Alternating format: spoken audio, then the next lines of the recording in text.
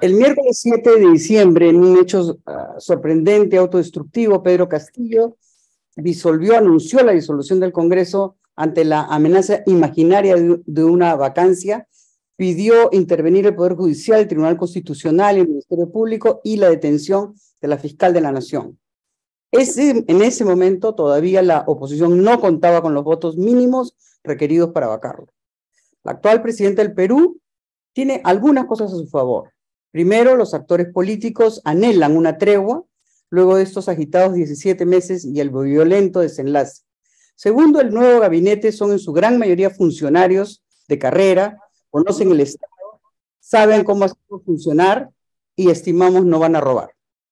Por otra parte, Antauro Humala, quien se erige como el gran enemigo de la patria, está en sorprendente silencio y su discurso radical y desestabilizador estos días no se ha escuchado. Haciendo uso de las potestades que le asigna la Constitución, el Congreso aprobó la vacancia, luego el intento de disolución y el levantamiento del fuero del expresidente Castillo, con 101 votos a favor, 6 en contra, 10 abstenciones, y el Pleno declaró la permanente incapacidad moral de Castillo, su inmediata vacancia y en consecuencia la aplicación del régimen de sucesión constitucional para la vicepresidenta Dina Boluarte. Y además aprobó un proyecto para levantarle su inmunidad, autorizando a la Corte Suprema a procesarlo por el presunto delito de rebelión. El Ministerio Público ha desempeñado un rol protagónico en el escenario político actual. La fiscal de la Nación, Patricia Benavides, condenó frontalmente la disolución del Congreso y manifestó su pleno rechazo a todo quebrantamiento del orden constitucional. Formalizó todas las denuncias contra Castillo por los delitos de rebelión y alternativamente conspiración, y hizo alcanzar a los exministros Chávez, Sánchez y Huerta. La fiscal, además, protegió al país de actores y en un momento en el que estaba obviamente el Estado plagado de corrupción. Y en lugar de agradecerle para poder llevar adelante una gestión de integridad o transparencia, el gobierno de Castillo la insultó y por último pidió su detención, obviamente ilegal, ¿no? La izquierda radical peruana dejó ya de ser la reserva moral que pretendió siempre ser en el Perú. En el escenario político actual, esta izquierda violentista es la protectora de la corrupción y de una dictadura que fue detenida por la institucionalidad democrática de nuestro país.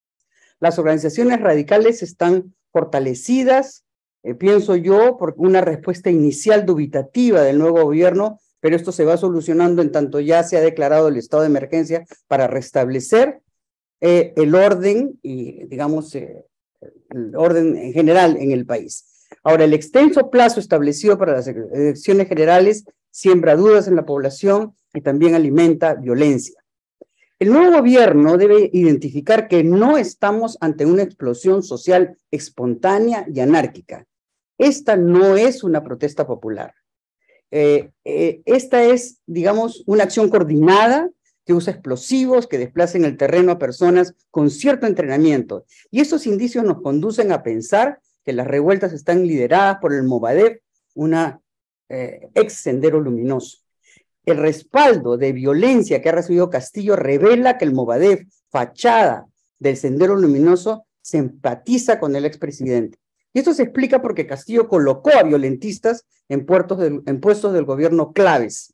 No solo eso, Castillo y sus primeros ministros, Torres y Chávez, emplearon los recursos del Estado para promover una campaña contra los medios de comunicación que, por cierto, día a día denunciaban la corrupción de su gobierno, amenazando el derecho a la libertad de expresión, incentivando en público la lucha de clases al más puro estilo marxista, y esto ha originado que algunos medios de comunicación sean atacados en estos últimos días. En el pasado, en el Perú, esta izquierda radical peruana cometió un terrible error histórico, porque un sector ilustrado muy importante confió inicialmente en el proyecto que impulsó Abimael Guzmán desde Ayacucho. La izquierda radical está hoy incurriendo en un segundo error histórico al respaldar a un expresidente corrupto, un hombre que quiso repetir el 5 de abril de Alberto Fujimori, un dictador. El precio que va a pagar va a ser, en mi opinión, perder las elecciones, porque las elecciones no las ganan los radicales, las gana el centro, y ellos han perdido el centro y le va a tomar décadas recuperar ese espacio perdido. No me quiero extender sobre el aspecto internacional, porque ya lo han hecho el ex canciller y otras personas. Simplemente quisiera decir que valdría la pena quizá considerar la creación de una comisión plenipotenciaria que visite los países de la región, que converse con las altas autoridades de los países que han emitido comunicados equivocados y que se restablezca el diálogo entre nuestros países, porque es un diálogo que tiene que existir en la región. Un diálogo lamentablemente cortado por esta ideología totalmente equivocada que les ha llevado a incluso tener esta actitud antidemocrática de respaldar un golpe de Estado, ¿no? Ahora, yo quisiera tomar un segundo para hablar de la institucionalidad y el rol que ha jugado la institucionalidad peruana en todo este proceso. Nosotros todos ya sabemos que el progreso económico es impulsado por la institucionalidad y que eso ocasiona que unas sociedades sean más desarrolladas que otras. Es decir, que unas permanezcan estancadas por décadas, mientras otras avanzan con mayor dinamismo.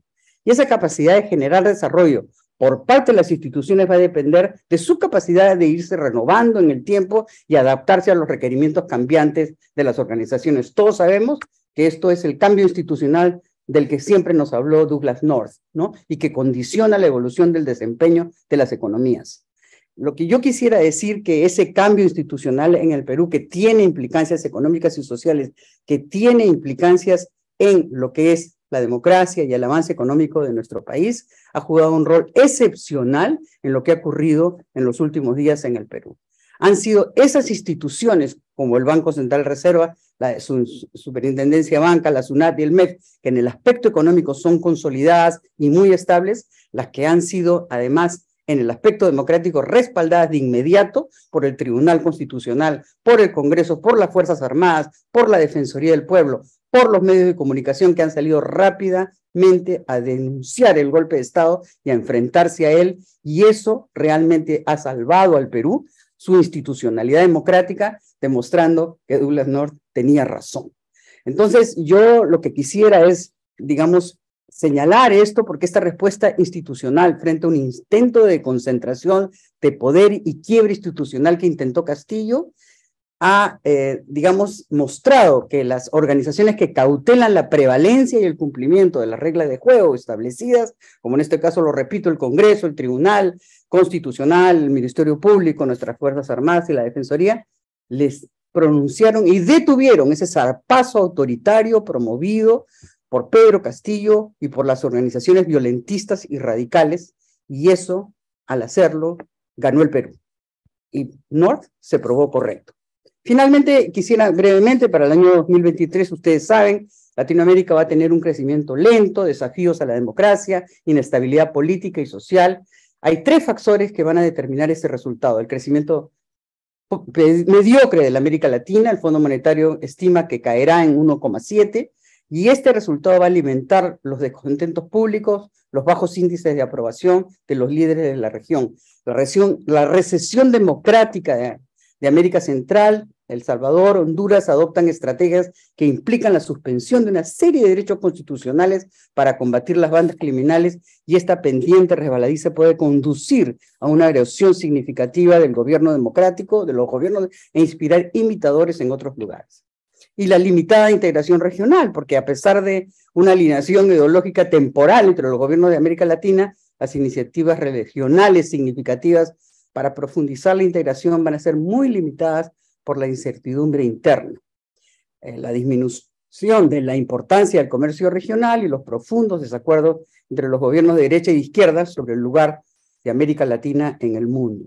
Quisiera simplemente reconfirmar la fortaleza macroeconómica del Perú, que contrasta, dicho sea de paso, con la desigualdad y con la pobreza del pueblo andino, con una agenda de abandono histórico de sus derechos por parte del Estado, y por ende yo creo que la agenda pública en estos próximos año y medio, dos, mientras se dan las elecciones generales, debería constituirse en primer lugar por el debate del cronograma de estas elecciones generales, que yo creo que va a generar tranquilidad, por restablecer el orden interno, por la, digamos, atención, ¿no es cierto?, a esta agenda de los más vulnerables, y ciertamente por restablecer la inversión y el desarrollo económico del país.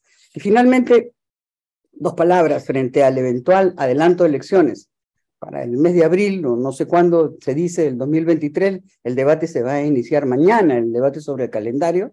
También quisiera decir que si las fuerzas democráticas y cívicas del Perú no encuentran consenso en un candidato, en un partido, en una propuesta, en una coalición de partidos o en un compromiso ciudadano para apoyarlo, lamentablemente yo creo que en las próximas elecciones se entregará al país a la violencia y a la anarquía. Y para evitar ese escenario, desde mi punto de vista es indispensable implementar por lo menos estas 5 acciones. Priorizar el adelanto de elecciones en plazos razonables.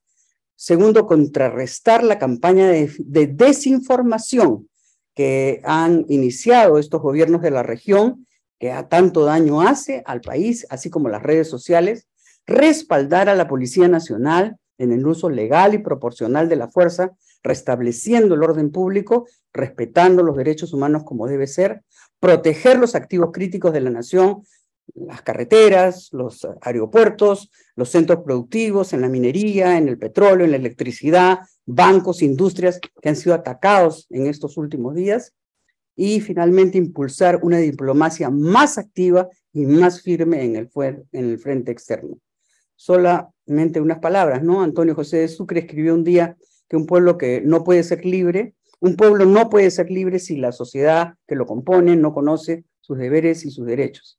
Yo creo que es tarea de todos, y gracias al Instituto por invitarnos, para señalar que tenemos todos que trabajar para que esa libertad y esa democracia por la que tantos hemos trabajado durante muchos años en el Perú se fortalezca, se mantenga, y que el destino del Perú sea un destino de democracia, de institucionalidad y de libertad.